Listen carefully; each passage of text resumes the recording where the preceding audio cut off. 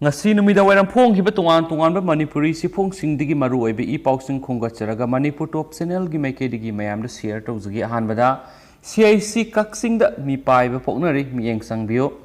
hauzik manipur covid-19 gi ani suba web asina lepa laitana naba ma sibigi sang hengalagni ba sida kaksing gi CIC singda isolation tawduna lairi ba sidagi covid-19 hena sandorakadra mi painare haina maikai edugi miyamna press wakalakli laingak na thokiba yathang amagi makhara hauzi kaksing gi isolation center singda lairiba patient sing asigi sa thindok thinjin tawribasi laina asi sandokna bagi masa amasu hele mamang yahan ba web tadi laingak counselor amadi CSO singna kana honaduna sigumba saba thakpagi problem asi lehan kidi adubo handaki asuktam thiraba sidadi sak thindok thinjin tawhaliba sina hen mi paiba pokhale amasum isolation area ri imung manungi miyoi singna sak piba satpadasu PPE kit na singbasu piba natte masida natana imung pulap positive oiba madi miro leijataba nomagi suruga saba miyoi singdadi hen awaba pulum amasu oiri anaba singna sijinariba waste material sing amadi sa thakibagi disposal waste material sing CIC singda pulap paisinduna lairibasi hena khudung thiningai ni amasum amot akai singasi mafam sana loisin biu haina spouse na sumakhatari makasa tharak poina to pamaroi paw manamu CM na Jenims ta cryogenic oxygen plant ngasi sangakhre amasum sahi taraga manga gi makhada leba angang singgoiba covid hospital ama saragani CM COVID laisen narab anabasingidama oxygen marang kaina phangananabagi panamda ngasi Chief Minister N Berena Porampata lebe Jenims Hospital Complex ta cryogenic liquid medical oxygen plant ama sangakre ngasi sangakibo oxygen plant asina nomura oxygen 10 kiloliter puthoktuna tungsinduna thamba ngamlagani aduga angang singdasu covid laiset ki laina sandorakpa amasum laiset asina angang ani sikre aduna Imphal West Kanchipur da sahi taraga taruki makhada leiba covid na narab angang sing layeng na phamung marfu leiba covid hospital ama saragani amasum oxygen plant asing asi sangabagi tharonga mari leina Chief Minister N Berena wangang laduna phongdokibedi covid-19 laiset asina maram moiduna manipur su mikap mirau khol nillaba haibadu oirabani adubo sera sida ishorna sanbiduna thamagi manungda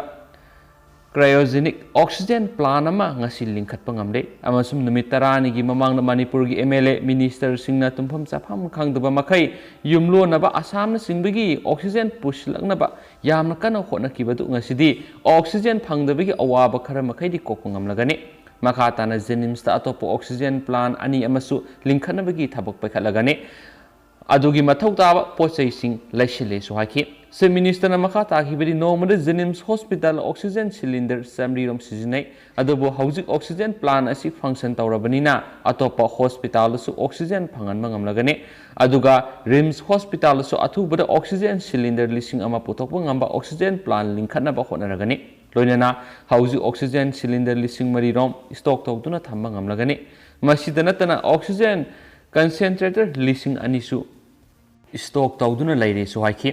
amasum CM na hai SOP ngak ngamloidabo lairabadi covid positive oiba miyoi home isolation tawduna thamba yaroi mari lenaba covid care center singda thamduna layeng ki thabo pakhatkani masida local MLA singna asawa thodang logodabani sohaiki laiset asi thengna bhona bada doctor nurse amadi health worker singna lawriba thodang asi yamna sawi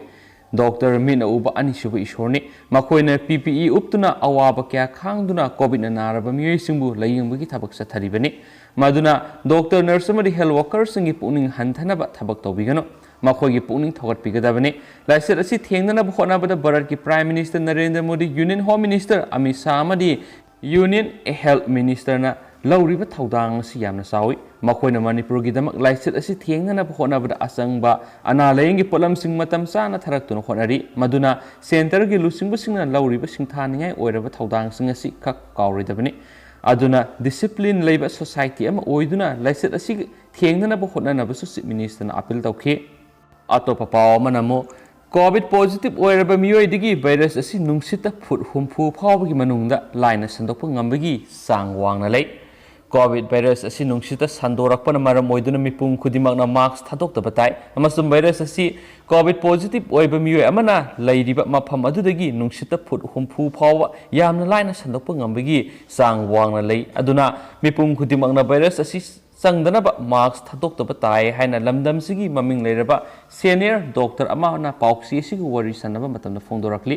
senior doctor असिना मखा ताना फोंदोरखिबदि positive ओइबा मियोय अमा लैबा मफमदगी foot हुमफुगी मनुंगदा नुंगसित virus असी यामना लाइना संदोकप ngami maduna mipum खुदिमक अदुकी मतिक section बताई अमसुम ख्वाइदगी हेना section Gadbadi मी यामना पुनबा कैथेल दुकान function पांगथोकफम अमसुम लुहोंग खुंगदोंबा अमदी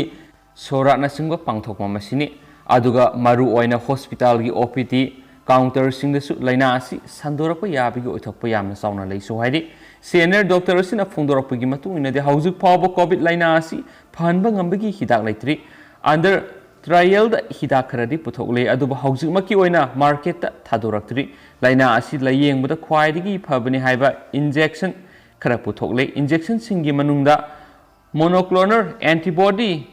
combination असी approve तौरे अमसुम injection असी अमदा लुपा लिसिंग हुमफुपी इंजेक्शन असी अमुक कापखिबदा कोविड ना नारब मियोयदु हॉस्पिटलाइज तौदब यारे लोनेना मखाताना आईसीयू दा संगदब याय मदुना इंजेक्शन असी कोविड पॉजिटिव ओइबा मियोयसिंगदा कापलबदी लाइसेट असिना फगरहनबा ngami सुहाइरि अदुबो हौजिक अनिसुबा कोविड की वेब असिदी यामना थुना संदोकपा हाइबदु ओइरे मदुदा नतना अंगांगसिंगदा फावबा लाइसेट असिना पॉजिटिव ओइदुना सीबा फावबा यावरे मदुना अंगांगदगी अहलसिंगदा संदोकपगी सांग यामना वांगना ले पुनमा असिदगी ngaktoknaba mipum khudimangna सेक्शन थौरांगी थबक चपचाना लखटपा अमदी मतम चाना अना लयंग सथबना ख्वाइदगी अफबा ओइगनी हाइना पाउसना मखा तारी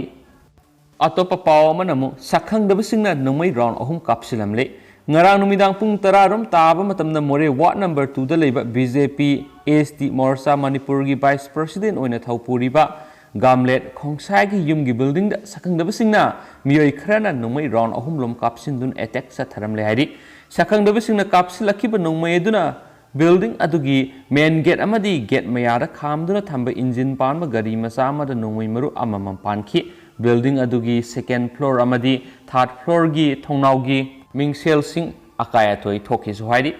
अमसु नोंमाई कापसिन बगी थौदो असिगी मतंग बीजेपी एसटी मोर्चा मणिपुर की वाइस प्रेसिडेंट गामलेट खोंगसाइन ngasi मोरे दग पाउमी सिंह उनाबदा फोंदोखिबदा मा ngasi फावबो कनागुम मियोय अमतगा नुंगाइनतब अमदी थ्रेटन तरकप लेति नोंमाई कापसिलमदु पांगदबगी थवोंनि करि मरमगि दमक्त नोंमाई कापसिलमलिबनो हाइबदा अथुब मतमदा मरि लेनबसिंगना सिंगदोरकदबनि अमरमदा नोंमाई कापसिलमगी थौदो अदुबु हिल tribal Council More Subdivision Technopal District na condemn tokre nomai kapsilam aduna gamlet khongsai imung manungi miyoi singda maram saduna aki akhang pokhale santi oina laidiba more da miyamgi santi thugai bagi thabak sa thadriba sibu Hill Tribal Council More na yam kana yaning da phungdogli amasum loinana mari lena balenga ki authority na lokatpam tokpa thabak lokat pina basu phungdog ki silusila poina ngasi Manipur gi COVID-19 update mayam da share tawzaramge yamramak laibak thiba haibaduni mayam ngasi su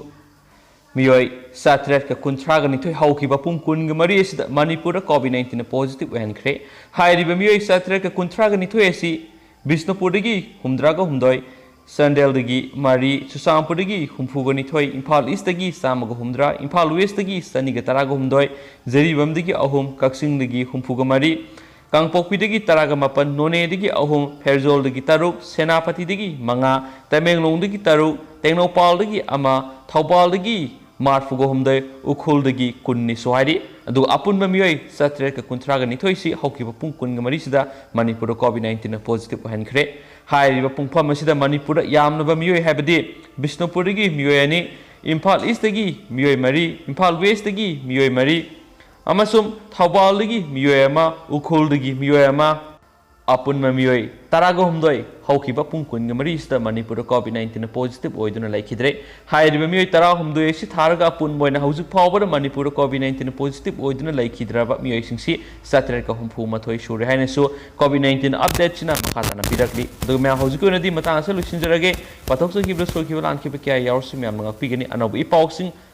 update पिजरके अदु पोंगा मिनरसेन thank you